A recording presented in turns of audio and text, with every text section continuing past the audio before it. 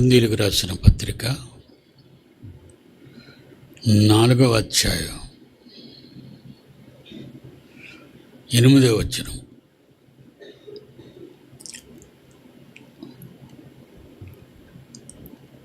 కొరింథీయులారా, ఇదివరకే మీరేమీ కొదువలేక తృప్తులైతిరి, ఇదివరకే ఐశ్వర్యవంతులైతిరి. మమ్మను విడిచిపెట్టి మీరు రాజులైతిరి. అవును, మీరు రాజులైతే నాకు సంతోషమే. అప్పుడు మేమును మీతో కూడా రాజులు మగుదము కదా. లేనిపోని ఊహలతో కొరింథీయులు తమకు తామే జీవపు డంబం వాళ్ళే గొప్ప చేసుకుంటూ మాట్లాడుతూ మేము చాలా గొప్పవాళ్ళం సుమా అని అనుకుంటున్నారు వాళ్ళు. అలా అనుకుంటే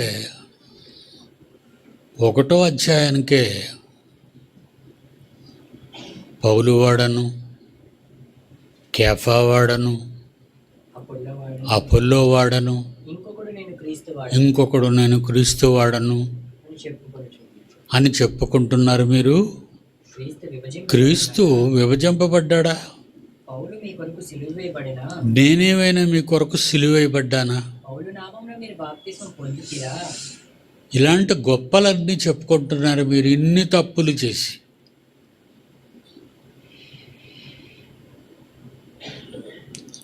వాళ్ళే క్లోయో ఇంటి వారు పౌలు గారితో చెప్తారు ఏమని? 1వ అధ్యాయం 11వ వచనం. 1వ అధ్యాయం 11వ వచనం.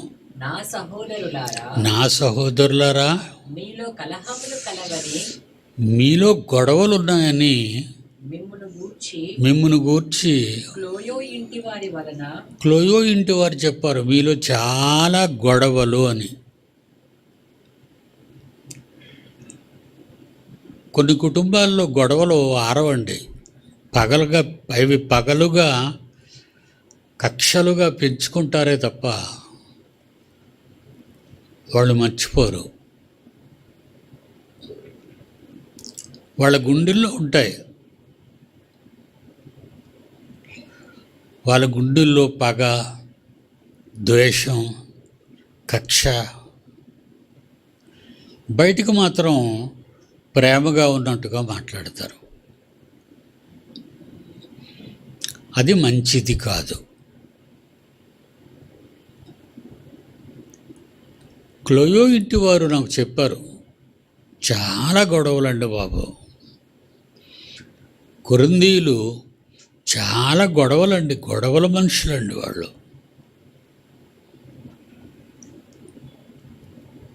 విభజింపబడిపోయారండి వాళ్ళు. మేం వేరు అని 4 ముక్కలు అయిపోయారండి అప్పుడే వాళ్ళు. పౌలు వాడనని, రెండవదిగా అపోల్లో వాడనని, మూడోవాడు నేను కేఫా పేతురు వాడనని, ఇంకొకడు నేను యేసుక్రీస్తుకు సంబంధించిన వాడనే. ఇలా చెప్పుకుంటున్నారు వాళ్ళు. మీరు ధనవంతులైతిరి, ఐశ్వర్యవంతులైతిరి, గొప్పవాళ్ళైతిరి, మమ్మల్ని విడిచిపెట్టి మీరు రాజులైతిరి.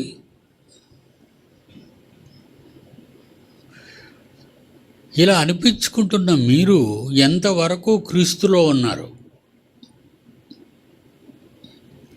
అందుకే వీళ్ళకి 2వ పత్రిక కూడా రాశాడు పౌలు. 1వ పత్రిక,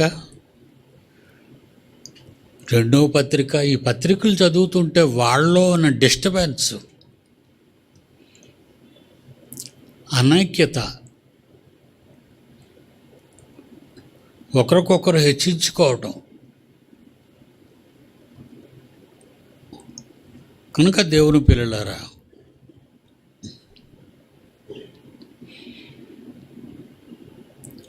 ఇదివరకే మీరేమీ కొదువలేక తృప్తులైతిరి, ఇదివరకే ఐశ్వర్యవంతులైతిరి,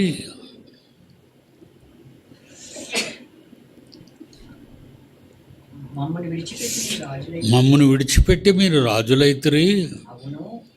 అవును, మరి మీరు రాజులైతే మేము రాజులు అనే కదా. మీరు రాజులొకటే నాకు సంతోషమే కదా.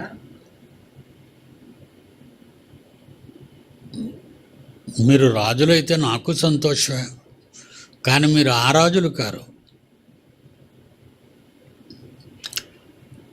దేవుని వాక్యంలో ఐశ్వర్యవంతులు కారు. మీరు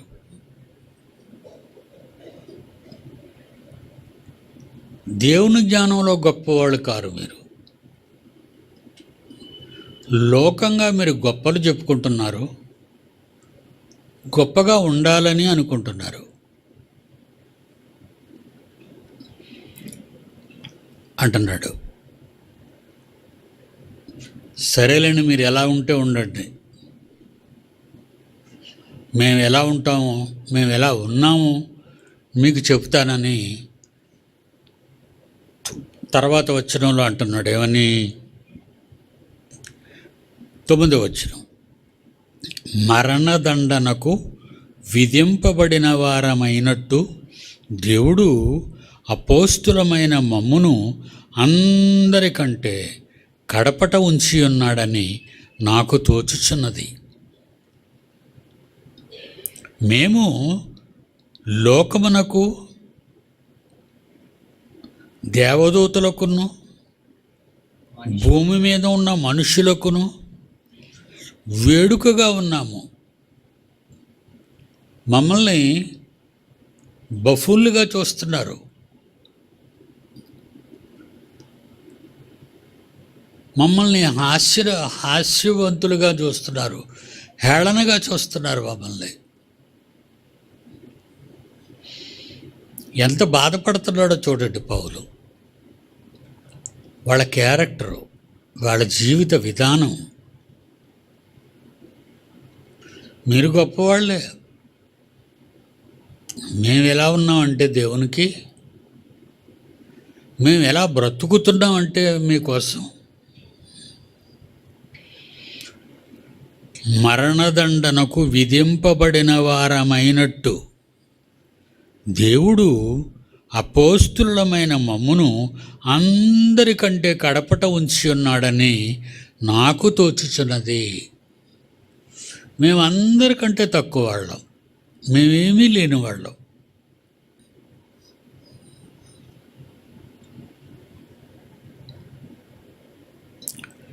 రోమీయులకు రాసిన పత్రిక 8వ అధ్యాయం 36వ వచనం. రోమీయులకు రాసిన పత్రిక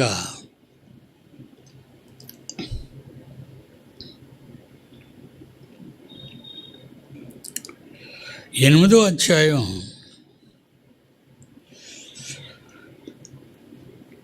36వ వచనం. ఇందును గూర్చి వ్రాయబడినదేమనగా నిన్ను బట్టి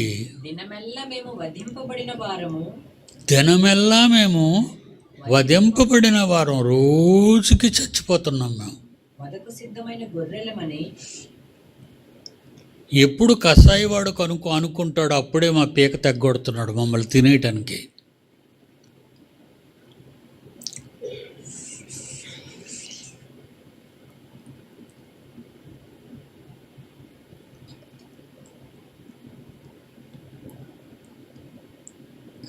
మన సంఘంలో ఒక చక్కటి భక్తి కలిగిన పిల్లలు ఉన్నారండి. ఆడవాళ్ళలో ఎంత భక్తి పరులంటే వాళ్ళు ఎప్పుడు కూడా నాతో ఉన్నవారితో వాళ్ళ గురించి ఎక్కువ చెప్తుంటాను. నా కూడా ఉన్న వారితో వాళ్ళ గురించి ఎక్కువగా చెబుతుంటాను.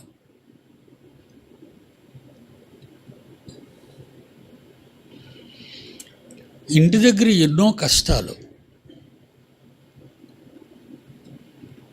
అడిగినంత వరకు చెప్పరు.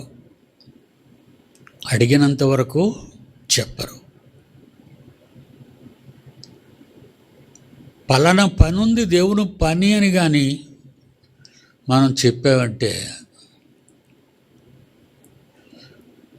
ఇంటిలో ఉన్నవారు మరణానికి సిద్ధంగా ఉన్నారని తెలిసి కూడా వారు దేవుని సన్నిధికి వస్తారు.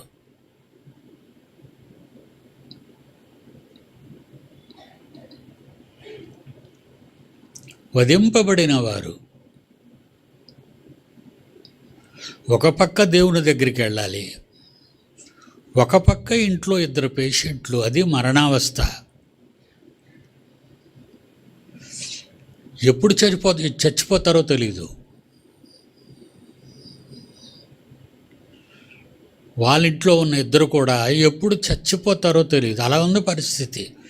డాక్టర్లు చెప్పేశారు వీళ్ళకి ఆర్గాన్స్ అన్నీ పోయాయి, ఇంటికి తీసుకెళ్ళిపోండి. హాస్పిటల్లో ఉండటం వల్ల ప్రయోజనం లేదు, బతికినంత వరకు ఏదో ఒకటి వాళ్ళకి పెట్టేయండి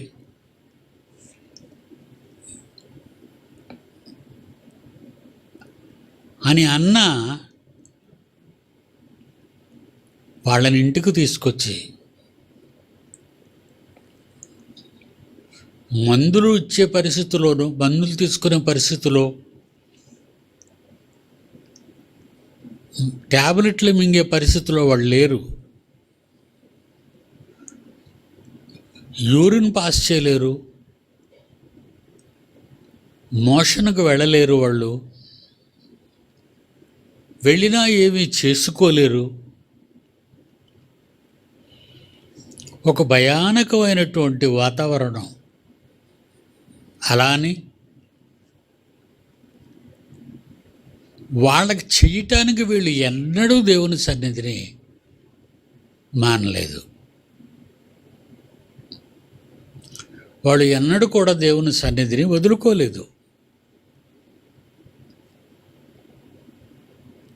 అపోస్తలుడు కూడా పౌలు అంటున్నాడు 9వ వచనంలో, మరణదండనకు విధింపబడిన వారమైనట్టు దేవుడు అపోస్తులమైన మమ్మును అందరికంటే కడపట ఉంచి ఉన్నాడని నాకు తోచుచున్నది. అలా ఉన్న మేము, మమ్మల్ని లోకం ఏమనుకుంటుందంటే చూసి,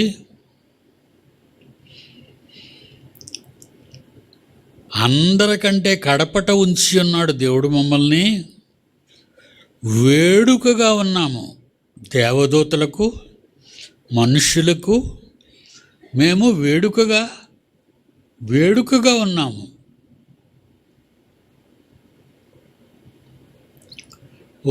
ఎటువంటి దేవుడి మీద అంత భక్తిలకి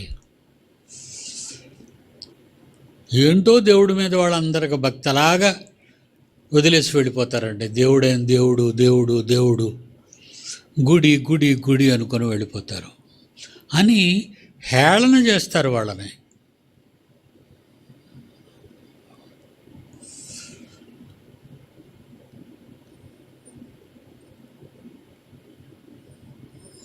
పాపం వాళ్ళు ఏమనుకోరు, తలదించుకొని వెళ్ళిపోతారు. ఒక పక్క తల్లి గర్భం నుండి వాళ్ళని కాపాడే తండ్రి పని, ఒక పక్క వాళ్ళకి వీళ్ళు రుణస్థులుగా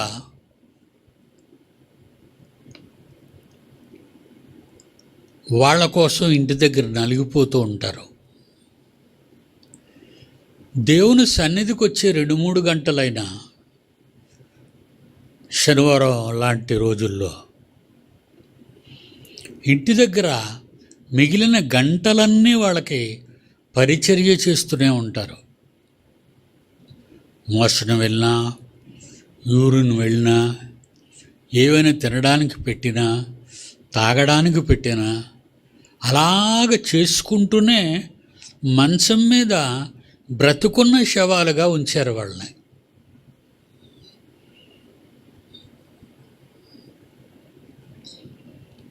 పౌలు కూడా అపోస్తలుడు కూడా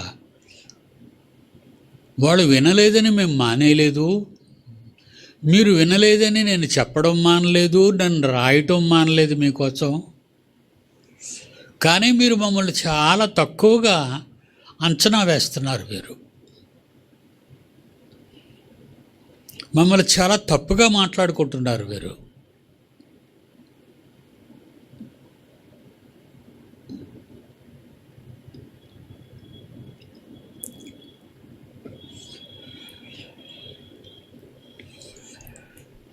రోమపత్రిక 8:36 అంటున్నాడు పౌలు రోమీలకు రాస్తూ, నిన్ను బట్టి దినమెల్ల మేము అపోస్తలులు, తండ్రి మిమ్మల్ని బట్టి దినమెల్లా మేము వధింపబడిన వారము, చచ్చిపోతున్నాం,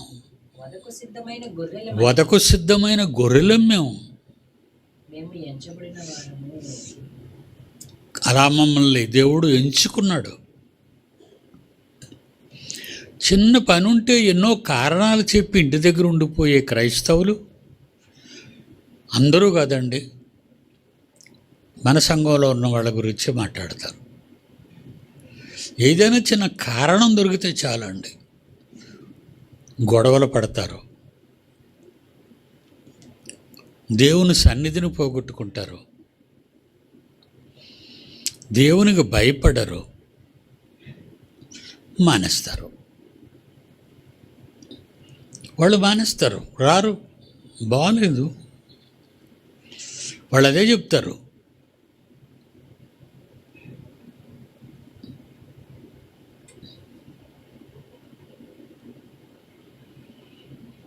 ఏమన్నాడు పౌలు రోమీలకి? నిన్ను బట్టి దినమెల్లా మేము వధింపబడిన వారము, వధకు సిద్ధపడిన గొర్రెలమని మేము ఎంచబడ్డాం దేవుని దృష్టిలో.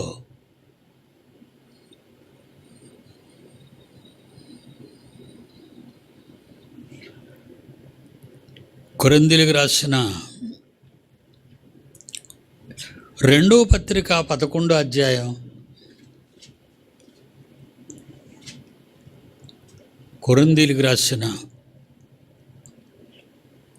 2వ పత్రిక 11వ అధ్యాయం 23. వారు క్రీస్తు పరిచారకుల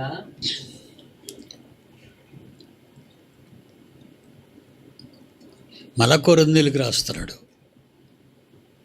ఈ ప్రస్తావన ఎత్తాడు మళ్ళా.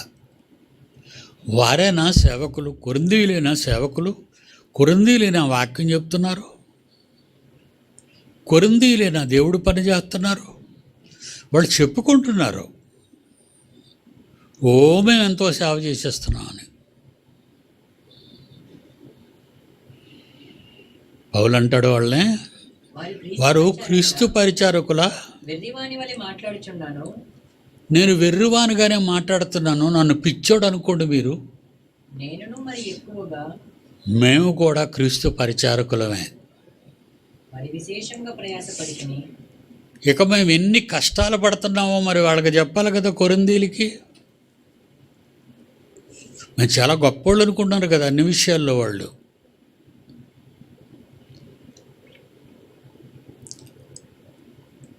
వాళ్ళు పరిచారకుల, మేమును పరిచారకులమే.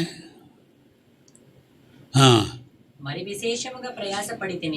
విశేషముగా కష్టపడ్డాం మేము, విశేషముగా కష్టపడ్డాం మేము.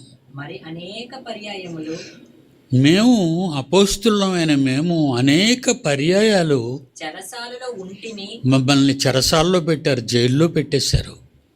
అపరిమితముగా దెబ్బలు తింటిని, విపరీతంగా అపరిమితంగా మమ్మల్ని కొట్టారు.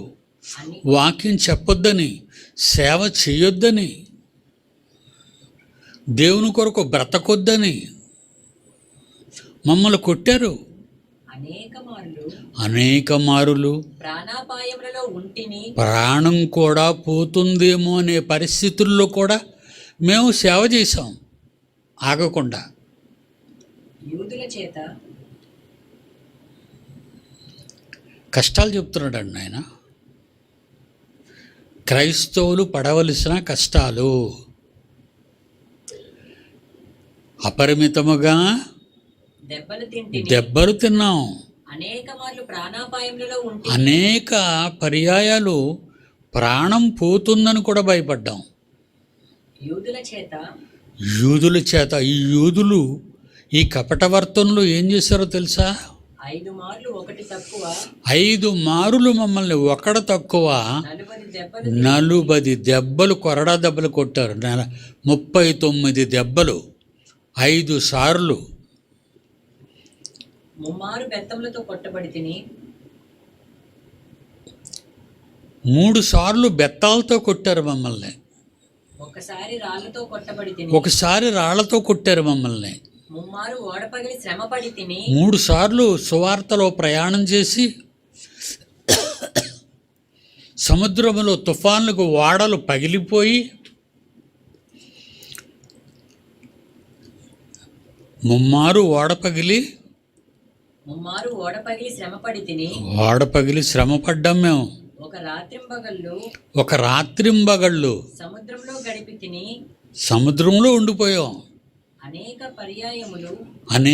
పర్యాయములు ప్రయాణాలలో ఆపదల్లో ఉన్నాం. నదుల వలనైన ఆపదల్లో ఉన్నాం. దొంగల వలనైన ఆపదలలోను, నా సొంతోళ్ళే నాకు ఆపదలు తలపెట్టినప్పుడు,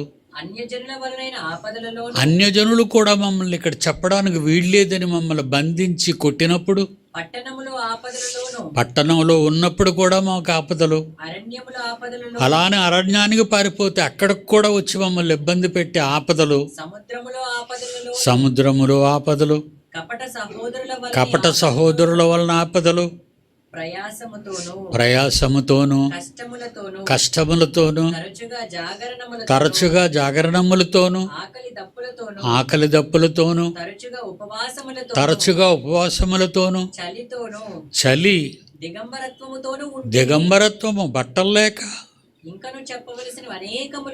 ఇంకా చెప్పమంటారా? చెబితే ఇంకా చాలా ఉన్నాయి. ఇవియు కాక సంఘాలు ఉన్నాయి. కొరింథీ సంఘం, బి సంఘం ఉంది, కొలస్సీ సంఘం ఉంది, ఎఫ్సి సంఘం ఉంది, దశలోనిక సంఘం ఉంది. ఎన్నో సంఘాలు ఉన్నాయి. ఆ సంఘాల్లో ఎప్పుడు గొడవలే. ఆ సంఘాల దగ్గరికి వెళ్ళి చెప్పడాలు మేము, ఎందుకర్రా గొడవలు పడుతున్నారని. ఇలాగ ఎంత వాక్యం చెప్పినా సంఘంలో ఉన్నవాళ్ళు మారటం లేదు. సంఘముల వలనైనా సంఘములన్నిటిని గూర్చి చింత, మనసు బాలేదు. ఈ భారము ప్రతిరోజు నేను అనుభవిస్తున్నాను అన్నాడు పౌలు. అదండి ఆపదలు, కష్టాలు. ఏమాత్రం దానికి మేము ధనవంతులమైతిమి, మేము రాజులమైతిమి, అలా మాట్లాడుకుంటున్నారు మీరు. మేము ఎన్ని కష్టాలు పడుతున్నామో మీతో చెప్పుకుంటే మేమేదో గొప్పలు చెప్పుకుంటున్నామని ఒకవేళ మీరు అనుకోవచ్చు. మేము గొప్పలు చెప్పుకోవటం లేదు, కష్టాలు అనుభవిస్తున్నాం దేవుని కొరకు బ్రతకటానికి.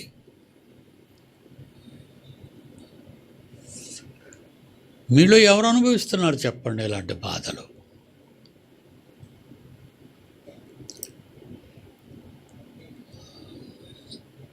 మనం ఇన్ని శ్రమలు అనుభవించలేదండి ఉన్నమాట. అలాని ఎవరు అనుభవించలేదని కూడా నేను అన్నండి. అనుభవించేవాళ్ళు ఉన్నారు, బయటికి చెప్పుకోరు. అనుభవించేవాళ్ళు ఉన్నారు, వాళ్ళు బయటికి చెప్పుకోరు.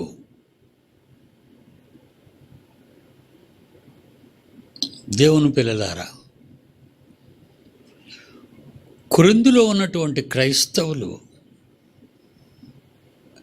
ఏమాత్రపు వాళ్ళలో భక్తి శ్రద్ధలు లేకపోయినా గొప్పలకు పోతున్నారు అనేది పౌలు గారి పాఠం. గొప్పలు అన్ని గొప్పలే.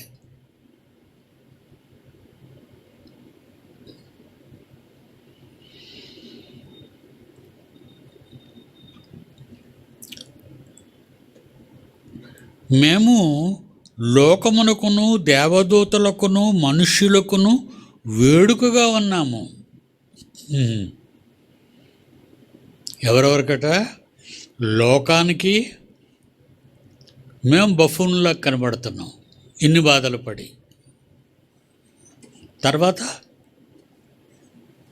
లోకమునకును దేవదూతలకును మనుష్యులకును వేడుకగా ఉన్నాము. మమ్మల్ని చూసి ఈ 3 తరగతుల వాళ్ళు నవ్వుకుంటున్నారు.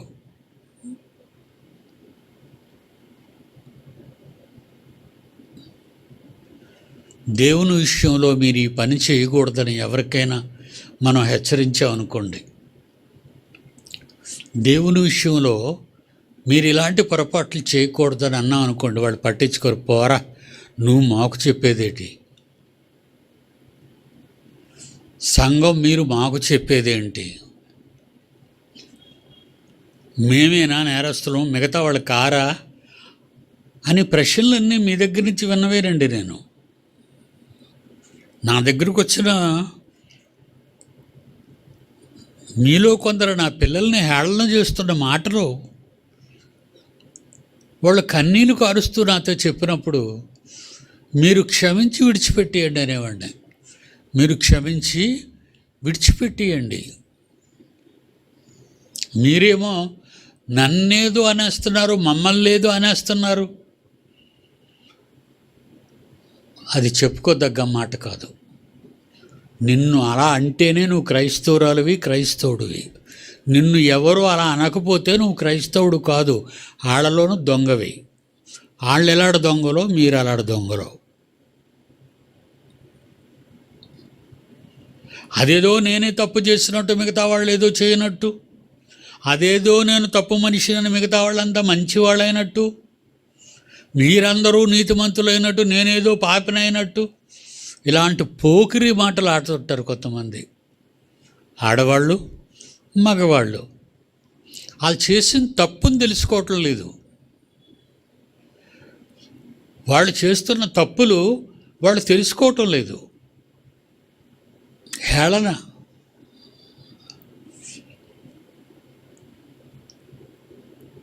అందుకే మేము లోకానికి బఫూన్లాగే కనబడుతున్నాం, దేవదూతలకి బఫూన్లాగే కనబడుతున్నాం, మనుషులకు వేడుక ఎంటర్టైన్మెంట్ చేస్తున్నారు.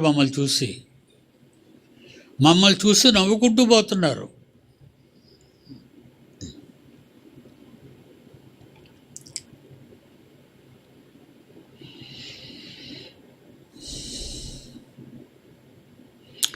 యెషయా గ్రంథం 20వ అధ్యాయం 3వ వచనం. యెషయా గ్రంథం 20వ అధ్యాయం 3వ వచనం. యెహోవా నా సేవకుడైన ప్రవక్త అయిన యెషయా ఉన్నాడు కదా,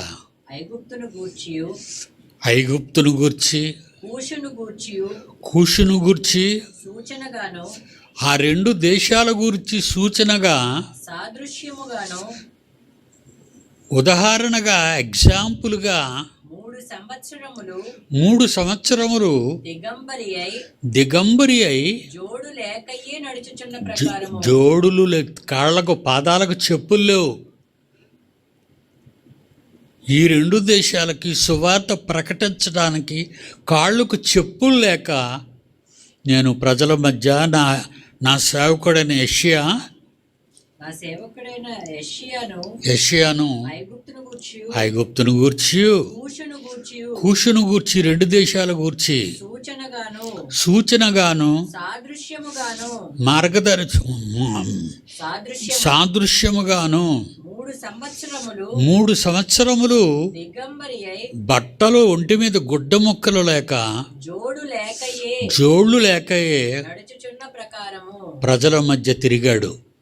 నా మాటలు చెప్పుకుంటూ దేవుడు గర్వపడుతున్నాడు. దేవుడు గర్వపడుతున్నాడు. ఎంత గొప్ప సంగతి! ఏమండి, జోళ్ళు లేకుండానే తిరగలవండి, బట్టలు లేకుండా తిరగలేవండి. బట్టలు లేకుండా తిరగలేవు.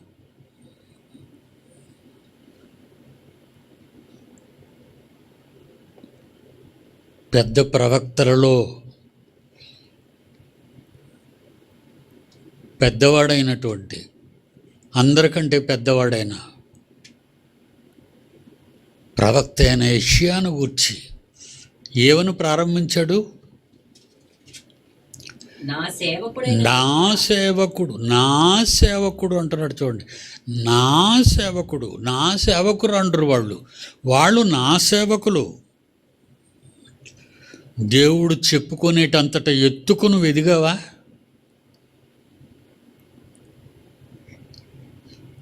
దేవుడు నిన్ను ఎత్తి పట్టుకొని ప్రపంచ మానవాళికి భూత వర్తమాన భవిష్యత్ కాలాల్లో పుట్టబోతున్న కోటానుకోట్ల మనుష్యులకు చెప్పటానికి బైబిల్లో రాయించిన దేవుడు వాళ్ళని. బైబిల్లో దేవుడు రాయించాడు యెషయా గురించి. అంత గొప్పగా నీ గురించి చెప్పగలడా దేవుడు? నీ గురించి చెప్పగలడా? నీ గురించి చెప్పించుకోగలవా? నువ్వు నీ గురించి నువ్వు చెప్పించుకోగలవా?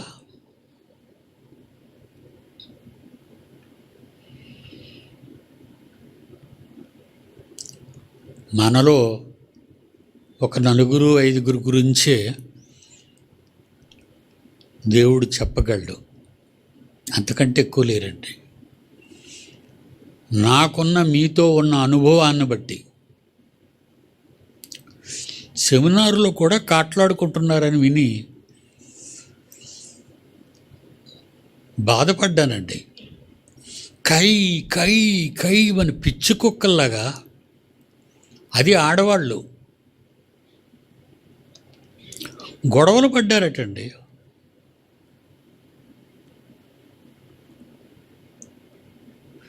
సిగ్గుగా లేదు మీకు అది? దేశంలో ఉన్నవాళ్ళు, ప్రపంచ నలుమూలల నుంచి వచ్చిన వాళ్ళు మీరు చేస్తున్న పనులు చూసి మెచ్చుకోవాలా? మీరు తిట్టుకుంటున్న తిట్లు బట్టి నవ్వుకోవాలా? మీకు అసలు బాధ అనిపిస్తుందా? మీ గురించి నేను బాధపడుతున్నాను, మీ గురించి నేను సిగ్గుపడుతున్నాను.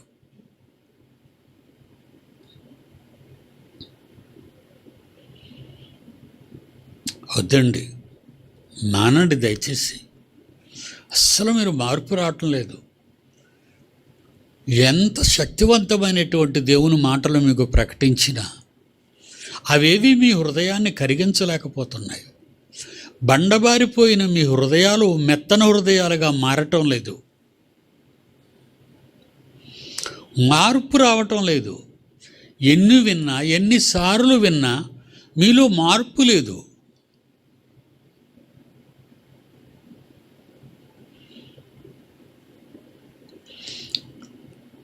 నా సేవకుడైన యెషయాను గూర్చి, నా సేవకుడైన యెషయా గురించి మీకు తెలుసా? ఐగుప్తు దేశాన్ని గూర్చి, కూషు దేశమును గూర్చి సూచనగాను సాదృశ్యముగాను 3 సంవత్సరములు 3 ఏళ్ళు, 1 రోజు 2 రోజులు 1 నెల 2 నెల కాదు, 3 సంవత్సరాలు దిగంబరి అయి జోళ్ళు లేక నడుచుచున్న ప్రకారము బట్టలు లేక తిరుగుచున్న ప్రకారము బోడి ముసలతో తిరుగుతున్నాడండి 3 సంవత్సరాలు. ఏమనుకుంటారండి చూసేవాళ్ళు? ఈయనకేమైనా పిచ్చి పట్టిందా అనుకుంటారండి.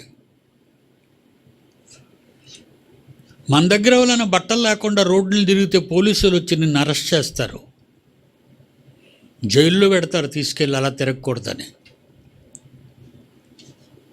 మరి ఏంటిది?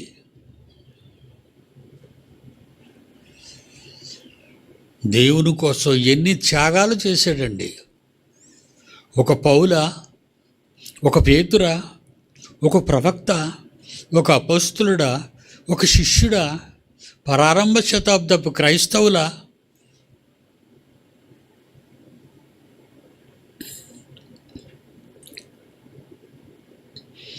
హెబ్రీయులకు రాసిన పత్రిక 10వ అధ్యాయం 33 చివరిగా,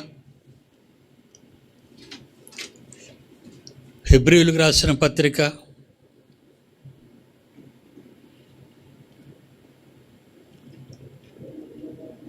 10వ అధ్యాయం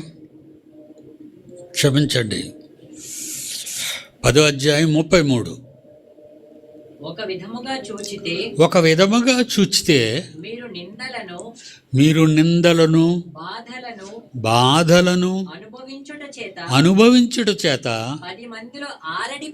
10 మందిలో ఆరాటపడ్డారు, బాధపడిపోయారు, నలిగిపోయారు, కుంచుకుపోయారు. ఒక విధముగా చూస్తే మీరు హెబ్రీ సంఘమా, హెబ్రీలో ఉన్న క్రైస్తవులారా, వాళ్ళ గురించి ఎలా చెప్తున్నాడు చూడండి పౌలు. ఒక సంఘాన్ని గురించి ఒకలా చెప్పి హెబ్రీ సంఘాన్ని గురించి ఎలా చెప్తున్నాడు? అందరూ అలాంటి వాళ్ళు కారు, వాళ్ళలో కొందరైనా భక్తులు.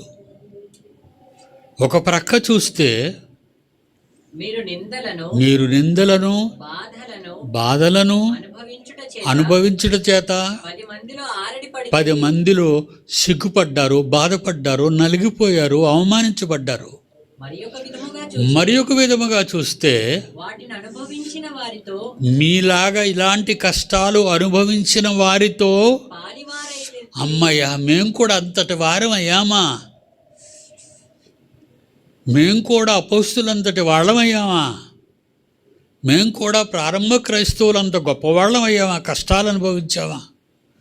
ఈరోజు కష్టాలు అనుభవిస్తున్న కుటుంబాల పరంగా, వాళ్ళ పెద్దల ప్రకారంగా, వాళ్ళకు సేవలు చేసే విధంగా వాళ్ళ సమస్తాన్ని కడిగి శుభ్రపరిచి మందులు వేసి బెడ్ మీద శవాలను పడుకోబెడుతూ వాళ్ళు బ్రతుకుతున్నారే.